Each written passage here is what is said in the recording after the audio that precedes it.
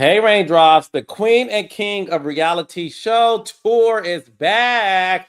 Nene Leaks and I are coming to a city near you.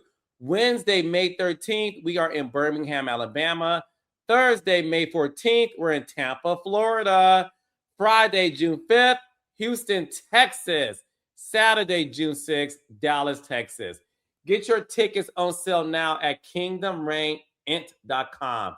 That's Kingdom, KINGDOM, Reign, REIGNENT.com. Can't wait to see you there. Question to Pinky is, will the real Pinky Cole stand up? Because, baby, you lost me. I didn't get the saying that Angela gets it laying on her back. She's a married woman.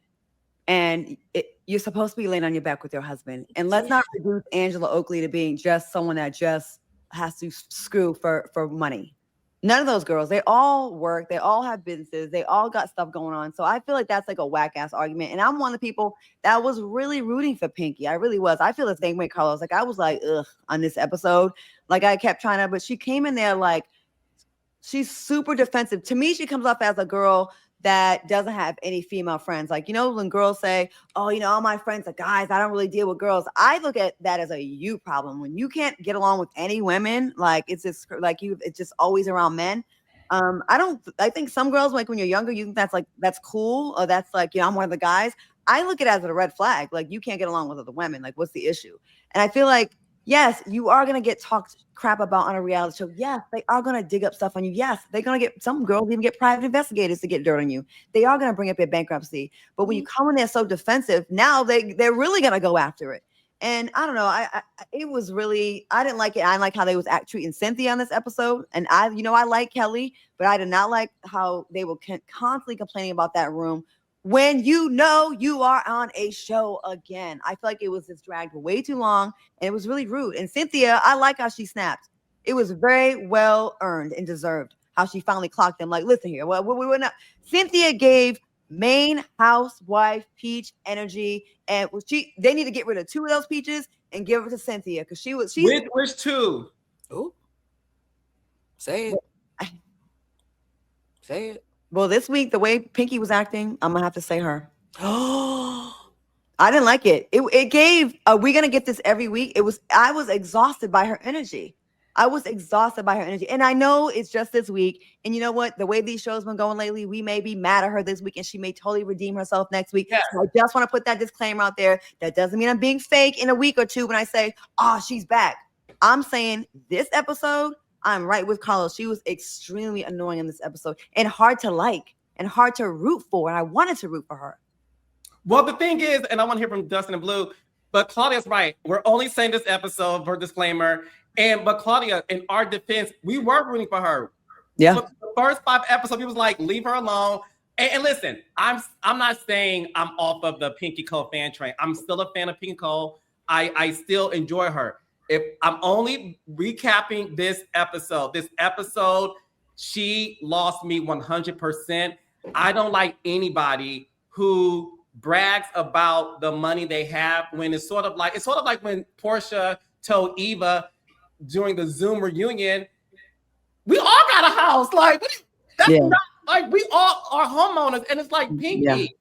At the end of the day, none of these women, K. Michelle, Portia, Angela, Shamia, Kelly, okay, Portia, no shade, Kelly. They got money, so that flex to me would have been fit better if you and Kelly got to an argument and you wanted to get your rocks off on Kelly. But to do that with Angela, it was corny. It was corny. Blue, your thoughts? My first thought is I'm relieved because I was like, oh no, am I gonna have to be the contrarian on the panel this week and they're gonna all still be in love with this lady and I'm gonna be trying to holding my phlegm. So I'm just relieved. Okay, I'm very relieved that we're on the same page. You guys know 3 weeks ago I said Pinky's only sin is not having a lace front, and that if she just slapped on a lace front, the girls would have nothing. The list has gotten longer. The list has gotten significantly longer. First of all, this feels like a reiteration of the talls versus the smalls. Like it feels like, for me, what was interesting is, and because I was thinking about the moments where I've seen a hiccup in Pinky's personality that I feel like fully turned into a clusterfuck this episode. And what I realized was the same Pinky that cannot ask her husband for emotional support and will not receive financial support when he offers it. That's I said before, hyper independence is a trauma response, right? She has a problem being soft. She herself has said, "I'm like a boy. I'm very assertive. I'm a little bit masculine." She has self-identified that way. So I don't want anybody thinking I'm doing the whole masculine feminine thing. I'm listening to her speak because I really do F with her. Mm-hmm. When you are someone who is hyper independent, do not know how to ask for help, even when it's the obvious person offering the help, and you identify as masculine, and you're in this glamorous ass show with Portias and Angelas, right? Like gazelles floating past you. And you see the Oompa Loomps in the back house crying, needing to find a clean sheet to lay on at night. I think something about her thought, I can be their savior, and that's where I have a place here. And she even admitted it. She said, I jumped up to be their savior. I think she quickly felt more comfortable being the assertive savior to Kelly and Shamia, and she divested from the talls and the feminines and the softs and the Angelas. And any insecurity she felt about being in that team, she drew a line in the sand unnecessarily. I do not think it's going to only be this week, because when you subconsciously feel uncomfortable and then you find someplace that's familiar, you tend to latch onto it and you don't even know why you're doing it. And I fear that she and Shamia and Kelly will continue to be this little trifecta, and that Pinky, who I think is a great person, might find herself on the wrong side when the lines get drawn. And that makes me nervous for her, because the thing about Angela is she kept on attacking Angela's femininity. Well, you asked your husband for help. Yes, Pinky, wives do that. Why can't you? Yeah, why can't you? Right? So I just feel like Angela is super feminine, super comfortable in her softness, super clear about her mistakes. Yeah, I lost $2 million, but it was my $2 million. It wasn't a loan, right? And Pinky, everything that Angela represents are the very things that Pinky struggles with. So I just fear that this Cynthia episode, once you go after Cynthia Bailey, I know it's something bigger than the program. Because nobody has beef with Cynthia Bailey. I'm sorry. At that point, it's a you problem. So Pinky, I was one of your biggest fans. I was one of your loudest supporters. I was telling everybody to suck my whatever in your honor. But you drained me this episode. You drained Cynthia so bad she had to take a nap halfway through. They found Cynthia face down on the bed after dealing with Pinky. Face down, ass up. That's the baby. And titty out. Titty out, nipple out. And that titty girl out. drained me. Mm-hmm. Dustin Ross. Yeah, so I think Pinky is a great addition to the show. I think Pinky is in an incredibly loving marriage. I love the way that her husband responded to her emotional needs in that scene when she did finally tell him that she had spoken with a bankruptcy attorney. I also think that Pinky talks too much. I think that she's too long-winded, and that it is distracting from the point that she keeps trying to make in situations. I think that's working against her. Pinky is an entrepreneur, a serial entrepreneur, so strategy is a huge part of her approach to everything. And I just think that she's made some really poor choices with strategy when it comes to her presence as a housewife. Didn't nobody need Pinky to put on a cape and save them and them rooms? What you gonna do? Unless you're gonna get a mop, a bucket, some Mr. Clean, and you know, so you know what I'm saying, and some hot water and shit. Shut up. You know what I'm saying? If you ain't gonna clean the room or go on TaskRabbit and find somebody to come and provide that service, shut the fuck up. That's how I felt. And it definitely was the wrong road for you to come and try to check Cynthia of all people, much like Blue just illustrated. First of all, I'm gonna have Cynthia back anyway because that's my friend and I love her. Yeah. And also shout out to Cynthia and much condolences to the passing of her friend Keith Brewster, longtime friend who we know from season 3 and beyond of Cynthia's time on the show.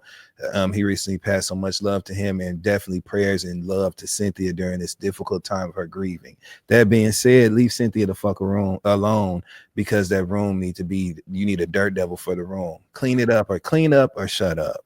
Also in the arguments, even like Pinky, when they were the next day, when Cynthia was trying to like just talk to her at the table when they went to lunch and shit, Pinky kept interrupting her, talking too fast. She's a little too excited when it comes to her feeling like the camera is on her and it's her turn. And I think that that's coming from Pinky wanting to do a good job at explaining herself and her positions on this show. And I get that this is her first season. She just has to tone it down. She needs like a gummy, maybe like an indica gummy, or, you know, Pinky, she Jamaican, hit a blunt, hit a L, roll her a spliff, before you come to scene. You know what I'm saying? Sit. She could sit with her husband. You know, they need a break. All the beautiful children that they have. You know what I'm saying? And the businesses they running, they need some hell. Get some Happy Eddie. You know what I'm saying? If Pinky just does some sort of exercise to decompress before she goes into these scenes, I think they will get a different Pinky. I've worked with her before. I know Pinky. It would do her well to just relax a little bit. So yeah. Justin, do you think she's watching it and she can take the L? Because I love course correction. I love somebody who can stumble and then watch it. Do you think that she's being defensive and thinks we're crazy? Or she's like, oh no, I was tripping? Which one do you think it is? No, Pinky's gonna lean into it. As you can see, she just announced the release of her novel, Wife in the Basement, that came out the week after Angela said she had a woman in the basement. You know what I'm saying? Hell? Yeah, Pinky just released that. Pinky's gonna lean into everything because remember, Pinky is an entrepreneur. And the one thing that she's going to do is try to sell something. And she's going to put all the creative work into it to be confident in her decision. The Stormy Wellington class of MLMs. Like, I don't need you to sell anything to us. I know. Again, these are choices, you know? Yes. And I really think that after some reflection, she might do things different. But, you know. Oh, no. This is how I feel. And once again, because I feel like I got to keep saying it, I like Pinky on the show, and I'm looking forward to seeing more episodes. Pinky is a former producer, right? She worked on the Maury Povich show. And she also worked on the Yanla Fix My Life, if I'm not mistaken. Yep, she did. She did. One thing about being a producer, and Blue, you said something that made me think about it when you said, do you think she goes in the scene and maybe trying to? I think there is something to where you know how the sausage is made, and therefore you're not present. You're trying to have a presence, right? Because you know how this is made. I tell people all the time, I'm whimsical, I have a great personality, and I'm loud. I would be a terrible reality star on a docuseries because I'm like Claudia, I would just be like, I would too busy be looking at things and I'll be in my head like, yeah, I'm about to chump me, I'm about to check you. Let me have I know that unfortunately, subconsciously, I'll try to have moments because I'll be too much in my head. And that's why, unfortunately, Angel Massey didn't work out because she's another former producer who worked at BET.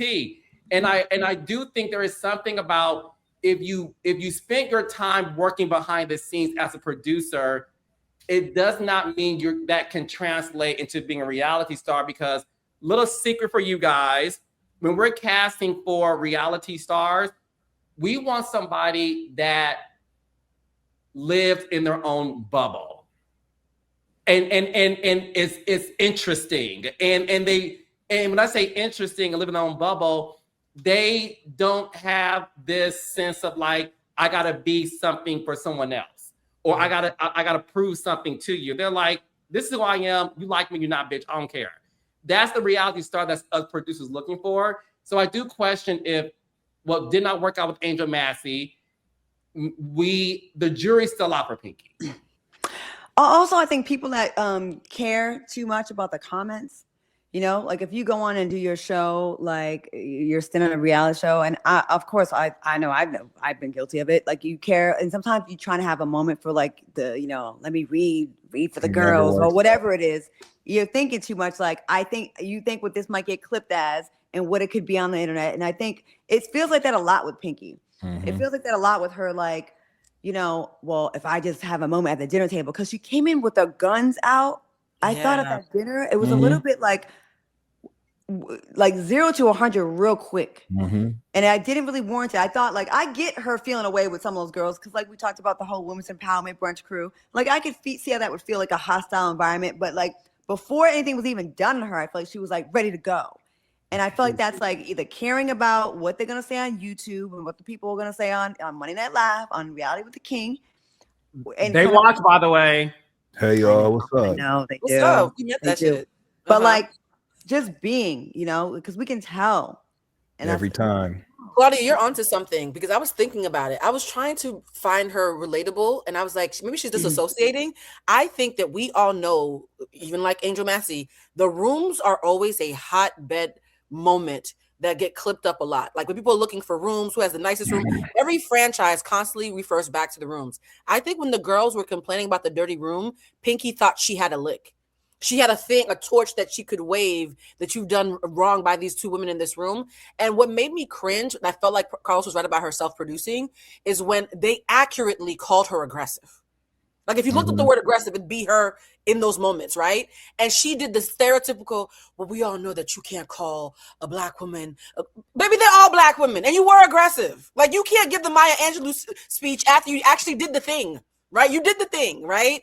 And so even moments like, we're calling a black woman aggressive and still I rise. And I was like, oh, hell. So you try that was for the internet. Professionals? That was for the internet. That was for the, it was so cringe. I believe Pinky was embarrassed after she lost that argument to Angela, because the next day you see, like when they went to watch the cattle, she made a comment about Angela, comparing her to that, and just brought it up in that conversation she had with Kelly in the house that Pinky was in. I think she was embarrassed, and there was residual anger from losing that argument. Even though they both were professionals, I would like to give them credit for being willing to quote unquote move forward immediately. That keeps the show going and we're not stuck in hell for weeks and weeks, you know. So I give them credit for that. But I think Pinky was embarrassed because Angela wore her out at that table. And I know Pinky got it in her to win. She didn't go down without a fight, you know what I'm saying? But Angela won. It just was what it was. And it seems like she's throwing a lot of like insults at people about their looks too. Yeah, she does that a lot. Like, why would you bring that? Like Angela, like to compare Angela to a cattle, it wasn't even a good joke. And it's like almost like, does she feel like they're gonna attack her on looks? So they like, let me get them first. And I'm like, I just think she just chill. Like, Pinky, you're dope. You got dope stuff going on. And actually, even with your drama, like you're still good for reality TV. But I just think that it's just, I don't know. I think she preemptively strikes them before they can get her. And that's someone that's like maybe on defense, you know, like I just know they're going to come for me. So let me just get them first, or in the head too much. Yeah. Angela said some things. Oh, go ahead, Blue. I'm sorry. No, I'm saying what Angela said, and I loved, Angela is such a divine feminine. Like, teach a class. I know you want to sell fans, but you might want to teach her how to be a lady or something class.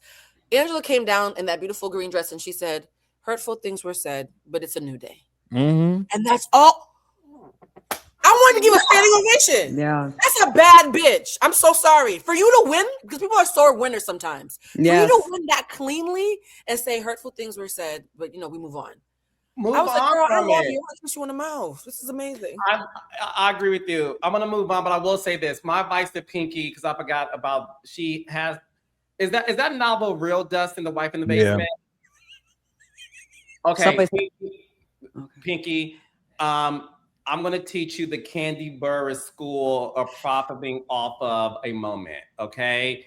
In Candy Burris' credit, she did it later in her seasons on the show, okay? Candy first made Don't Be Tired into a remix because she wanted to exercise her talent on the show, and her and Kim in real life bonded. She didn't go in thinking I'm going to remix Kim. She actually came into the show thinking she and Nene were going to be great because she was a fan of Nene's first season.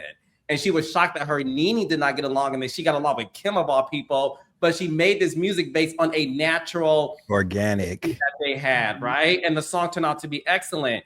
She did it. Big Room Candy, she was approached by that because she was honest on the show about her sexual endeavors and all these things. So a company approached her and said, we have a whole line of sex toys. Would you like to be the ambassador in the face of it?